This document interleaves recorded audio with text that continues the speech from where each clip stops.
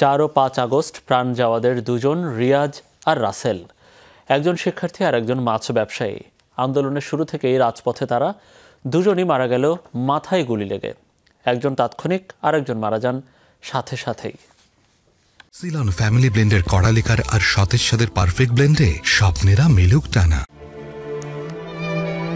বরিশালের মুলাদি সরকারি কলেজের শিক্ষার্থী মোহাম্মদ রিয়াজ 4 আগস্ট ধানমন্ডি জিকাতলায় বৈষম্য বিরোধী ছাত্র আন্দোলনে গুলিবিদ্ধ হয় সে। রিয়াজকে তাৎক্ষণিক নিয়ে যাওয়া হয় পপুলার মেডিকেল কলেজ হাসপাতালে। সেখান থেকে তাকে পাঠানো হয় ঢাকা মেডিকেল কলেজ হাসপাতালে। লাইফ সাপোর্টে ছিল রিয়াজ, আজ মারা যায় সে। জিকাতলার মোড়ে মাথায় গুলিবিদ্ধ হয়, তো সেখান থেকে পপুলার হাসপাতালে নেওয়া হয়, পথচারীরা নিয়ে যায়। সেখান থেকে তাকে ঢাকা মেডিকেল কলেজ হাসপাতালে নিয়ে আসে। সেখান থেকে আজকে 17 তারিখ পর্যন্ত সে জীবন সাথে যুদ্ধ করে আজকে শেষ নিঃশ্বাস ত্যাগ করে। 5 আগস্ট সকাল 10টায় যাত্রাবাড়ির কাজলা বিশ্ব রোড ধরে একসাথে মার্চ টু ঢাকা কর্মসূচিতে নামে একই পরিবারের 6 ভাই। গোলাগুলিতে বাকি 5 ভাই বেঁচে গেলেও মুহূর্তেই প্রাণ যায় মাছ ব্যবসায়ী রাসেলের। একটি গুলি তার কপাল দিয়ে ঢুকে মাথার পেছন দিয়ে বেরিয়ে যায়।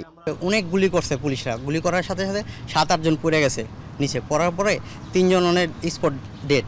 কিন্তু আমি যে আমার ভাইয়ের লাশটা আনবো, কিংবা আমার যত কটা ভাই ছিলাম ওই লাশটা আনার কোনো সাহস আমরা পাই নাই, এরকম পরিমাণ গুলি করতেছে। পরে আমার ছোট ভাইয়ের লাশ আর 2 জন, একজন হুজুর আর একটা ছেলের লাশ, 3 জনের লাশের থেকে আমার ভাইয়ের লাশটা আনতে পারছে। রাসেলের ভাই এমন অনেক মৃত্যু দেখেছেন সেদিন। সবার লাশ হাসপাতালে পাঠানো যায়নি। রাসেলের জানাজা হয় গুলিবিদ্ধ হওয়া সেই রাস্তাতেই।